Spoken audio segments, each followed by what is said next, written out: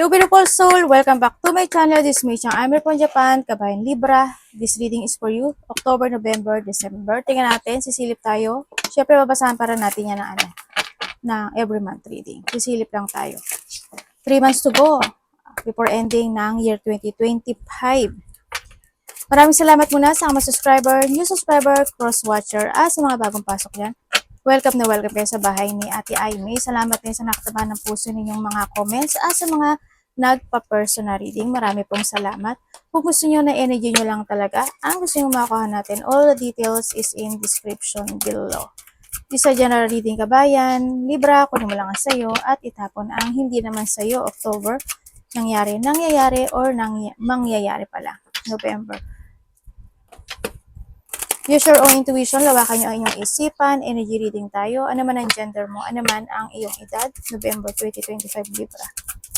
Tandaan nyo palagi na kayo pa rin ang makapagpapabago ng inyong buhay. Wala sa card, wala sa sino man. The choice is yours. December 2025 Libra. Ba, may travel kayo? Or thinking about travel? May pagbabago. October. Ingat kayo, no? Ba iba sa inyo magkakasakit. Pwede mga lagnat, pwedeng ubo, sipon, mga basic. Ay, isa lang pala. Dito pala to. November. Libra, November 2025. December. I-jump nyo na lang to kasi mabagal si ate. December 2025 kay Libra. Bakit dalawa? Reklamo. Ewan ko sa'yo, Libra. Gusto mo na matang pakyawin eh. Kuha tayo ng 3 dito ah. 1, 2, 3.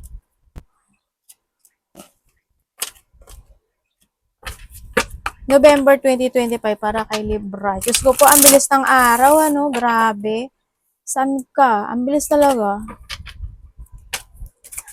May devil ka, oh. November 2025.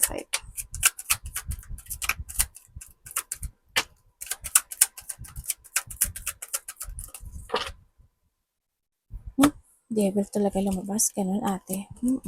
Devil talaga. December po niya. Someone is obsessed. Or may tao na pwede kayo mag-away. Yan, may tao magsisinungaling. May tao na there's a toxic na tao na pwedeng nakadikit sa'yo or pwedeng sa trabaho. Ganyan, toxic sa sa'yo or relationship. Pwedeng gano'n. Libra. Siyempre, babasahan pa rin natin ito ng monthly reading, ha. Uy! Totoo ba to? Sabay ka din. Uy, there's a news. Ibig sabihin, there's a good news happen by this October. Yan, may good news daw na marireceive ka. Yan, may iba dito, either achievement, positive, may mga positive na makakamit ka this time. Or maybe information, communication with someone. Yan, o maaring may tao na nagbago na at maaring kukunin na sa'yo. Maaring ganun, no? Or, abundance is coming also. Abundance, dito din sa sitwasyon mo kasi ano to eh, pagbabago, no? Yan, may magbabago sa buhay mo. Ibig sabihin, ay, ano ba yon? O, diba? Parang nandito ka sa sitwasyon mo na natuto ka na sa nakaraan. At may mga bagay na babaguhin ka na, going toward to a success, going toward to achieve. Kasi there's a lack, there's a growth din ako na nakikita sa iyo. Yun. Andito yung sitwasyon na may mga, there's a development o may mga i-develop ka na sitwasyon. Yan, may mga aaralin ka or iti-train ka situation, ganyan. May mga training situation eh. O, pwedeng sa trabaho, ganyan. Baka may mga aralin ka doon, iti-train ka doon, ganyan. May susubukan ka ron, maaaring gano'n. O yung transformation nga to. Sa iba sa inyo, kasi hindi naman lahat, no, maaring mabubuli kayo. May tao dito na, may tao, kasi become dito, tsaka dito, ibig sabihin, may tao makipag-communicate or news na may mag-a-apology sa'yo. And then also, thinking about something change. And dito ka silip and learn. Maaari may mga partnership, collaboration situation happen. Maaring ganun. May mga sitwasyon na hindi pa nare-resolbahan, no? Ibig sabihin may mga tension pa na hindi pa tapos. At kailangan mo yung pag-isipan, pag-aralan o gawin o aksyonan to transform or kailangan mo baguhin. November. Libra in November. Yeah.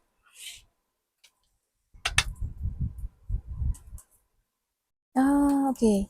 Ibig sabihin, kung nandito ka sa sitwasyon na to, is by November is magkakaroon ka ng mga paninindigan. Maninindigan ka na. Yan, may mga paninindigan ka at may mga desire or may mga actionan ka ng sitwasyon, di ba? Nandiyan si table, ibig sabihin may mga gagawin ka na bagay. No, maaari mag-move forward ka sa plano mo, mag-explore ka, o may mga ipaprogress o may mga actionan ka kasi andito siya. Mga desire. Nako, medyo something happy na. Okay, dito sa sitwasyon mo rin ay, nako po, may mga come sa table, ang akala mo may mga bagay na walang magaganap, parang good things lang, pero hindi. Kasi, pwedeng may tao na maiinis sa'yo, o pwedeng ikaw, parang hindi siya magiging satisfy sa gawain mo o sa ginagawa mo, or maybe ikaw ito ha, yan. Or handun yung halimbawa sa trabaho, parang ginagawa mo naman yung best mo, nag-action ka naman, pero may taong maiirita sa'yo or maiinis sa'yo. Pwedeng ganun. May galit or may mga ma-offense na situation. Pwedeng inggit, pwedeng galit, ganyan. O di ba? May tao na magiging bitter sa iyo. Pero ang nakikita ko sa iyo, wala kang pakialam. Andun ka sa point na bahala ka dyan sa buhay mo. Kahit anong gawin mo dyan, I don't care. Andun ka naman sa point mo na yon. Basta ako, gagawin ko yung gusto ko, gagawin ko yung best ko, nandun ka sa point na yon. You're doing your best, you're doing your work, or you're doing your creativity, o ano man yung sitwasyon. Yun. And maaari yun yung kaikakainis ng tao na yun, no? Sa iba sa inyo. Or may mga bagay na irarush mo, pwedeng ganun. So, nakita ko dito. Yan. And also, you feel peace, may ma-excitement situation by November. Ganyan. Ang nakikita ko dito. December. Oh, kasi bakit? May mga exciting. Kasi may mga bagong plano kang gagawin dito. No? May mga bagong pagpaplano. May stagnant ibig sabihin, sana hindi wala kang sakit. No? Or someone is may sakit. Or pwedeng sakit na niya yung palagi siyang naiinis, nagagalit, moody. Or may taong low energy kasi ako nakita. December, Libra. Ay, bakit? December? Kaya pala. Oh, ibig sabihin, magkakaroon ka ng challenge or there's a distraction. Ibig sabihin, may tao dito na maaaring mag-iisip na ayaw niya mag-forgive or ayaw niyang magtagumpay ka, no? Yan, there's a delay situation din, ako na nakikita sa iba sa inyo. Magkakaroon ng mga delay sa ibang aspeto ng buhay mo, o di ba? Andito rin yung sitwasyon na may mga maaalala ka, mga mariremanizing ka from the past situation. Yan. Ang nakikita ko rin dito ay may hingi sa'yo ng tulong o may magbibigay ng tulong, may pagtulong. Ikaw or someone, vice versa. No? Or may tao, may tutulungan ka. May hingi ng tulong ata.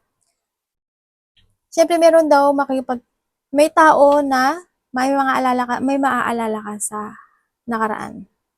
Pwede may mga mamimiss ka or kaya may tao na makikipag-communicate sa'yo. No? A person na nagkaroon ng something bad sa sarili, sa iyo. Pwedeng karelasyon, pwedeng friend, pwedeng family, kung sino man siya. Yan. Pwedeng siya yung kukonek sa iyo. No? At maaaring humingi ito ng tawad or hihingi siya ng something. Kung ano man yung connection na to. Siyempre is, nakikita ko rin dito, medyo marami kang iisipin. Maaaring magiging busy ka sa iba sa inyo. Magiging busy ang isip mo. No? May mga challenge talaga. Nandito ka rin sa sitwasyon, may mga malalaman ka katotohanan. And then also, mag-ingat ka pa rin kasi either marami kang iisipin, magulo ang isip, o may mga gulo o mga conflict kasi andito rin siya. No? May mga conflict situation. Ako nakita, may tao dito na kasi andito siya, tsaka andito siya.